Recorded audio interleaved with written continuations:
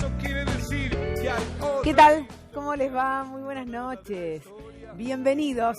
Hay otra historia y hoy vamos a transitar por varios pilares. Vamos a hablarte de un tema del que el gobierno nacional no quiere ni escuchar, que es la economía. Y lo que introdujo como agenda el precandidato a presidente del Frente de Todos, Alberto Fernández, cuando hace hincapié en la necesidad de que la gente tenga dinero en el bolsillo. Entonces va a haber que revisar todo un armado financiero que provoca que todo el dinero que podría estar, por ejemplo, para los jubilados o para los trabajadores, se vaya en intereses, con altas tasas. Es más, el Central sigue con ese camino y con el aumento. Además, hablando de aumentos, te digo que en agosto, o sea, pasado mañana, se viene un aumento en el precio del combustible. Esto significa aumento en los precios de los alimentos, en aquellas cosas que vos necesitas en la diaria. El dólar que sigue su marcha alcista. Mirá, ayer cerró a 44,80, hoy 44,90. Pasó en algún momento los 45. Este es el dólar que se va moviendo, porque todos te dicen, en realidad, este número es mentiroso. Este es un número sostenido a la fuerza de altas tasas, para que esto no suba. En definitiva, vos sabés que si sube de inflación y tenés aún más alimentos, por ejemplo, caros. Por eso te marco el aumento que se viene en agosto en el precio del combustible. Alberto Fernández habló en un acto en la provincia de Entre Ríos frente al gobernador Bordet, y allí hizo referencia a aquellos que rápidamente, como te conté ayer, le saltaron a la yugular. Porque en la Argentina pareciera que el problema es quién dice que hay un inconveniente, no que el inconveniente suceda. Es decir, en lugar de analizar qué pasa con este armado financiero que te saca plata, que no te soluciona ningún problema, que hace que no venga ninguna inversión y que todo es especulación, en lugar de hablar de ese armado financiero, la crítica viene porque alguien lo dice, porque alguien se anima a poner en agenda que es un tema que hay que solucionar.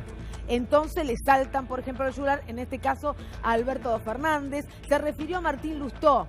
Martín Lustó, que ahora es parte de Juntos por el Cambio, fue ministro de Economía durante el anterior gobierno. Recordarás, por cierto, la 125 y toda la polémica con lo que se llamaba el campo en la República Argentina. ¿Y por qué la respuesta de Alberto Fernández? Porque Martín Lustó dijo que esta apreciación, esta propuesta, esta consideración de Alberto Fernández era populista y era irracional. ¿Qué dijo Alberto Fernández? Lo siguiente. No suponen emisión, pero el día que te quieran cobrar las LELIQ los bancos vas a tener que emitir para pagar todo esto. El día que no te renueven las LELIQ vas a tener que hacerte cargo de afrontar esta deuda. Ahí lo escucho a Lustó, que nos dejó al muerto de la 125 y ahora da clases de economía. Pero resulta que él durante años se le pasó diciendo que las LEVAX y las LELIQ eran deuda cuasi fiscal y ahora parece que no. ¿Pero dónde vamos a parar? Hablemos seriamente. Hablemos seriamente. Yo solo le estoy contando a la Argentina lo que estamos viviendo. Y se los cuento porque muy pocos se lo quieren contar. Porque también hay un sistema que no cuenta exactamente esto. Y lo cuento y ahí ven la debilidad que tiene el sistema. Que uno lo cuenta y todo cruje. Esa es la debilidad del sistema. Un sistema que donde cruje obviamente es la economía, y esto vos lo sabés a diario porque el bolsillo no te alcanza, porque no podés pagar las tarifas, ya consumís menos leche, menos carne. Es decir, esta es la cuestión de la que el gobierno en campaña no quiere ni mencionar. Por eso es importante hablar de economía. Hablando de economía, mirá esta nota del Washington Post. Dice que el fracaso de la economía macrista le abre las puertas al regreso del peronismo. Busca explicaciones, este diario estadounidense, para entender por qué apenas 4 años después de la derrota peronista en 2015, la sociedad argentina parece dispuesta a devolverlo al poder. Y señala, obviamente, como el gran motivo, el tema económico. Y dice: el desafortunado manejo de Macri de sus reformas económicas. Esta es la frase más importante del Washington Post respecto de por qué cree, el análisis que se hace desde Estados Unidos, que puede regresar el peronismo al poder en nuestro país. A ver, hablando de las opiniones de cada uno, Alejandro Rosicner, que se autodefine como intelectual, y es alguien que, dicen desde la filosofía, asesora al presidente de la Nación, se quejó fuertemente. Ustedes saben que se dio a conocer una carta de intelectuales e integrantes de la cultura que apoyan al presidente de la Nación y que piden su reelección. Hasta ahí, la verdad, está perfecto. Cualquiera puede decir lo que piensa en la Argentina. Ahora bien, el análisis de Rosicner tiene que ver con que esto ha generado agresiones. Yo no vi ninguna agresión respecto de eso. Lo que puede generar es una diferencia de opiniones o argumentos y refutar esos argumentos. Pero habló así Rosicner, escuchémoslo. Mucha gente no se anima a decir que apoya al gobierno, que va a votar a Mauricio porque lo pueden insultar o le pueden decir cosas, lo pueden acosar. Y creo que esa es la batalla que hay que dar en contra del fascismo. Antes era peor, antes te secuestraban, te torturaban. Hoy esa misma fuerza, que es la fuerza que se encarnó en el proceso, hoy esa misma fuerza es la que te insulta si firmás una solicitada que no les gusta. La verdad que nadie insultó a nadie, no es cierto que porque vos votes como quieras votar, alguien tiene la posibilidad de insultarte, o de agredirte, o de acosarte. Es falso, es mentira.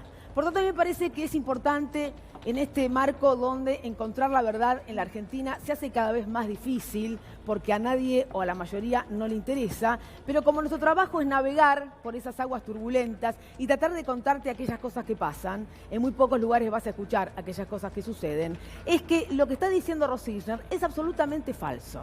Y además acude a una imagen y una historia que quizá no la conozca demasiado, pero asociar a una fuerza política con la dictadura militar, con el secuestro y con la tortura, no solo es irrespetuoso, es indignante, es antidemocrático y es fascista de parte de Rosicner, que se dice, insisto, a sí mismo un intelectual. Ya ha tenido otros tropiezos, si no, vamos a recordar este, que también me parece importante para entender este análisis.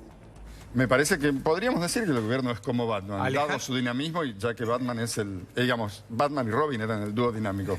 Alejandro, el kirchnerismo... ¿Quién es Robin? Claro, esa era la pregunta. No es Marcos Peña. ¿Y acá quién es Batman y Robin? Eso es lo que yo me pregunto. No somos Batman, ¿por qué llegó después? Los docentes gustan decir que quieren que sus alumnos desarrollen pensamiento crítico, como si lo más importante fuera estar atentos a las trampas de la sociedad. Como si frente a la realidad, lo más importante fuera criticarla, señalar sus defectos. Las ganas de vivir son más importantes que el pensamiento crítico y la objetividad. Hay que entrenarse en este poder dormido que aplastamos con el hábito de la queja, con el hábito del descontento y de la insatisfacción. Lo que no hay que hacer es un acto el 24 de marzo. Creo que ¿Y el Museo de la Memoria? El Museo de la Memoria, sí, un museo chiquito, sí, no hay que darle tanta centralidad, me parece que no es tan importante. Para la memoria, un lugar chiquito. Porque la idea, ¿qué es? La idea es que no recuerdes qué te pasó. Entonces no sabés qué presente tenés y mucho menos podés delinear un futuro. Y por otro lado, la crítica sobre el pensamiento crítico, es decir, parte de nuestra inteligencia. Quizás porque Rosicner entiende que el pensamiento crítico ha desapasionado, te ha sacado ganas de vivir. Otra mentira. Es decir, porque vos tenés un pensamiento crítico, resulta que no tenés ganas de vivir. Lo que te propone es, dejemos de lado este aspecto de la inteligencia y vayamos a generar niños útiles y felices. Él no lo dice, lo digo yo. Lo que está buscando es una especie de boludo alegre para que vos no te enteres de qué pasa. Vas por la vida caminando alegremente sin entender lo que sucede. Entonces, si no entendés lo que sucede, el primer pensamiento de Rosicner respecto de que si votás a este o a este te pueden discutir o agredir, quizás te lo crees. Y eso hay que destacar. Las ideitas que te piensan meter en tu cabecita para que vos termines opinando como se prefiere. Porque si no tenés pensamiento crítico, yo te digo algo y vos lo repetís. Con el objetivo de ser útil y feliz. Esto hace Rosicner, que insisto, asesora al presidente de la Nación. Por eso lo comento. A ver, vamos con algunas cuestiones que tienen que ver con la política, la campaña, el tono de campaña y lo que cada uno va diciendo cuando visita algunos lugares. Lucía, buenas noches. Buenas noches, Rosario. Bueno, y una campaña que empezó fuerte en la provincia de Buenos Aires contra los intendentes y sobre todo contra la intendenta de La Matanza, Verónica Magario. es el nuevo blanco de la gobernadora María Eugenia Vidal, que empezaron a analizar en el entorno de Vidal. Bueno, ellos reconocen que están abajo de Kicillof para las PASO y que la campaña violenta contra Kicillof, tratarlo de marxista, decir que la Cámpora va a gobernar la provincia, no prendió como esperaban, porque la gobernadora sigue abajo, no creció desde que arrancó con esto, y ahora hablan de ningunear un poco a Kicillof, bajarle el precio porque dicen Kicillof todavía mide menos que Cristina en la provincia. Nosotros lo estamos agrandando, así que no nos conviene hablar de Kicillof, apuntemos contra Magario. Y contra Magario apuntaron, y lo hizo la gobernadora con un tuit. Ahí habla del abandono de la provincia, por ejemplo, de las mafias y otras cuestiones. Lo hizo después de visitar y hablar con algunos vecinos. Por eso Verónica Magario, intendenta de La Matanza, le contestó más temprano en Hay Otra Historia, AM990, sí. Capaz que se refería a ella concretamente, ¿no? Las obras que nunca llegan son las inversiones que nunca hizo. Nuestro distrito, por ejemplo, tiene una deuda muy grande de obras hidráulicas que debería haber encarado el gobierno, que debería haber continuado el gobierno de Macri y el de Vidal en este distrito, que no se han hecho. Usted sabe que si nosotros no pusiéramos el combustible para los patrulleros de la provincia, solo 2 días y medio andarían en nuestros municipios, el resto de los días del mes no podrían andar. Y si no, es muy simple, podemos dar exactamente la dirección de dónde van a cargar los patrulleros la nafta y que vayan y corrobore todo el mundo que ese dinero lo pone el municipio, es decir, los vecinos de la Matanza. Claro. En la provincia de Buenos Aires hay otro que está esperando resolución, o por lo menos va apelando, y se trata de José Luis Esper. Verónica, buenas noches. Exactamente, Rosario, y qué contradicción, un economista en la provincia de Buenos Aires que no tiene candidato. Guillermo Castelo, el candidato a gobernador, no tiene oficializada su candidatura, y es más, desde el espacio de Esper dicen que están inclinando la cancha. ¿A quién se refiere? A la justicia, el juez Ciulu, que invalidó todas las postulaciones, 1000 candidatos, no solamente a gobernador, sino los candidatos provinciales, a concejales y también a consejeros escolares. ¿Lo resolverá la Suprema Corte antes de que lleguen las PASO? Bueno, difícil, por eso insisten en que inclinó la cancha, obviamente en favor del oficialismo. Consideran que los votos de Espert en la provincia pueden sumarle a María Eugenia Vidal. Bueno, vamos a hablar de otra cosa que tampoco se menciona mucho, de economía no hablamos, y tampoco de esto, porque más de 15.000 personas con SIDA sin medicación. La información oficial confirma que faltan y van a faltar más medicamentos. Esto ya se empezó a hablar el año pasado y peligra ahora la medicación de más de 15.000 personas con esta enfermedad. Ante un requerimiento formal de la Fundación GEP, la Dirección Nacional de SIDA dio a conocer datos de las compras del último año que dan cuenta de la falta actual de stock de 3 medicamentos antirretrovirales. Para fin de año se agotará el stock de 15 medicamentos más. Esto ya lo advirtieron. Como no hay stock, no hay distribución. Y estamos hablando de pacientes con esta enfermedad. Tampoco se menciona, vos tenés que saberlo. Es importante. Voy ahora a saludar